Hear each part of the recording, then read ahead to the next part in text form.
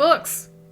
What? Books! That's what we're going to talk about today. We are going to talk about my past, present, and future of books. So let's get started right now. So most recently, I finished the book Gallows Hill by Darcy Coates. That was the first Darcy Coates book that I've ever read, and it was absolutely awesome. It was a haunted house story. It was so atmospheric. The way she writes, she inserts you into the atmosphere. She puts you in there, and then you become one with the book, and you can't get out of the book unless life calls to you, or you just stay up till 4 a.m. reading it like I did because I couldn't stop. Once I got past, like, I don't know, the first few chapters, it just super sucked me in, and I loved it.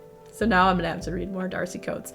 I had never really known where to start with her books, and I saw that one at the library, scooped it up, and it was awesome. Currently, I'm in the middle of 2 books. One of those is I got as an ARC. It is the Bonnie Swans by P.L. Watts. This is part of the My Dark Library series curated by Mother Horror, and this is put out by Cemetery Gates Media. I've read a few other books in the My Dark Library series so far. Every single one of them has been awesome. So I am not quite halfway through, getting there, and it's really an engrossing story so far. I've just had a lot of stuff to do. I'm gonna finish this tonight. That's the plan. So the story of this one is when Anne O'Donnell arrives at a dock in France in 1789 with no memory of her past, she allows herself to be renamed as Marguerite and taken in as a governess for Melian, the petulant daughter of this rich merchant, Donation Morace. But the chateau holds many secrets. Some of them are deadly.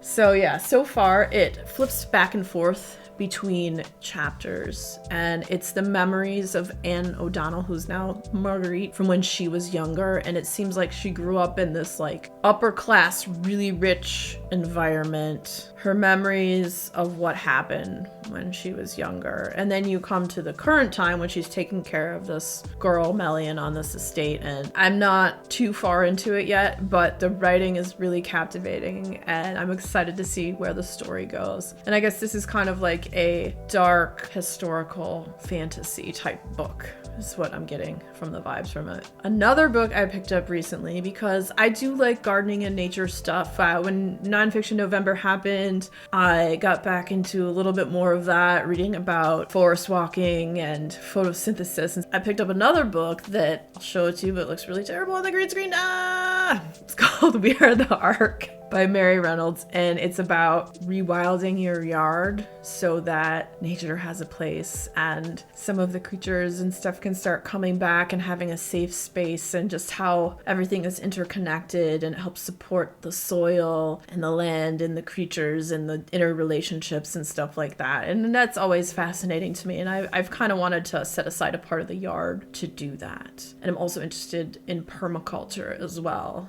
and I think I'm like 100 pages in so far, and it's really cool. It's got really beautiful artwork. A lot of it's green, so if I show you the pictures up here, you won't be able to see a lot of them because they're green, and it'll just look clear.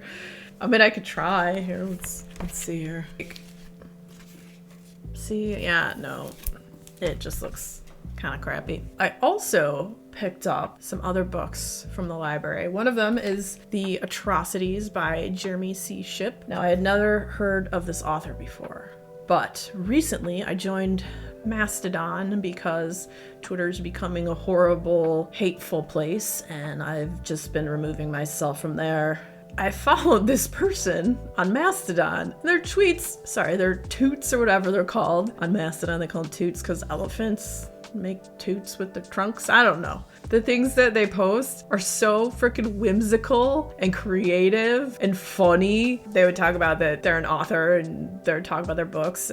I was so curious based on the toots that I had to get one of their books. So this book is about when Isabella died. Her parents were determined to ensure her education wouldn't suffer. What? Oh.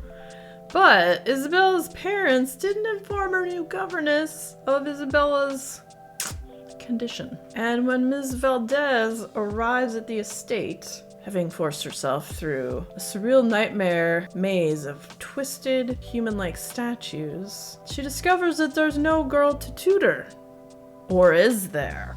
So that sounds kind of crazy. Looking forward to reading this. All based on Toots from Mastodon. Toots. All right, the next book I got from the library was Jackal by Aaron E. Adams. And I've been seeing this book around, and I read the synopsis and it sounded really intriguing, so let's have some more story time here.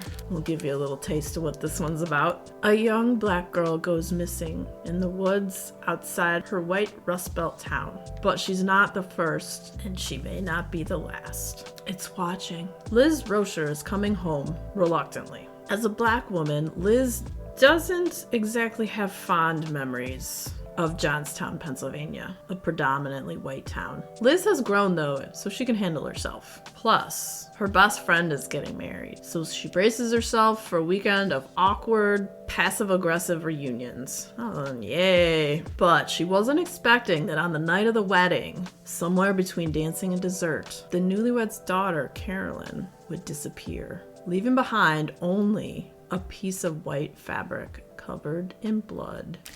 So we'll see where this goes. And then next up, we have We Spread by, is it Ian Reid or Ian Reid? I first saw this book, I believe, actually, I follow Josh Malerman on Instagram, and he posted a picture of this book. So that put it on my radar. I do like to read books by other authors that I really like recommend. He was excited to read this one, and so that put it on my radar. And let's tell you a little bit about it. Penny, an artist, has lived in the same apartment for decades, surrounded by the artifacts and keepsakes of her long life. She is resigned to the mundane rituals of old age until things start to slip. Before her longtime partner passed away years earlier, provisions were made, unbeknownst to her, for a room in a unique long-term care residence, where Penny finds herself after one too many incidents. Initially surrounded by peers, conversing, eating, sleeping, and looking out at the beautiful woods around the house, all is well. She even begins to paint again. But as the days start to blur together, Penny, with a growing sense of unrest and distrust, starts to lose her grip on the passage of time and on her place in the world.